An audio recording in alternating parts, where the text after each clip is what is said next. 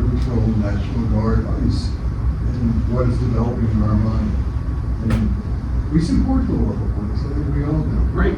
But how do we curb our dislike from all the other groups and vent on our police? So that's important. Do you understand what I'm saying? I believe I do, and if you did say that too, if you want me to address that one first. Yeah, go ahead. One thing is elect somebody like Danny Slicer, the sheriff. The idea that we have people going around the country with masks on and tactical gear, and they're grabbing people off the streets, they're wrestling them to the ground. These are people who, yeah, they may have gotten here, they may be illegal immigrants, so-called, but by and large, most of them, they're not criminals. They're not committing crimes here. Most of them have been living here, earning a living, running businesses, raising children who fought in our military to defend our country. Yet they're still being grabbed off the streets or in front of their homes. That's not the America that I want to live in. I hate seeing that. I'm going to use the word Gestapo tactics. I don't know what else to call that. That's right. I mean, if you don't want to be called Gestapo, don't act like Gestapo. These people have been living here, for the most part, following our laws and living here peacefully, raising their families. They've been here acting like good citizens, right? Let's put them on a path to being actual citizens.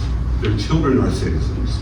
Let's allow them to continue contributing to the economy. They work in agriculture, many of them. They work in construction. They work in hospitality, hotels and restaurants. Spending hundreds of billions of dollars to send them out of the country just to hurt our own economy is like cutting off our nose to spite our face. Add to that, we have a declining birth rate in our country now. Women are not having enough kids to keep our population sustained. That's going to hurt our economy too, and as we have an aging population, that's going to cause us trouble as well. But we're spending all this money to send people who are having kids out of this country while that's going on. That's why I keep saying Donald Trump's policies are both cruel and stupid. Cruel to these people, stupid because they harm us as well. Does that answer your question? Yeah. As far as police, I don't know anybody who looks at the police and says, I don't like the police. I know people who look at ICE and say, yeah, I can't stand ICE. But confess you're into that, into just like you not trusting our local police.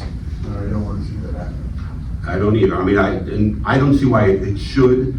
I can see how it could happen if you had someone like Fred Herron, who was meshing the local police with ICE, and I could see how that would make people not trust the local police. It should not happen.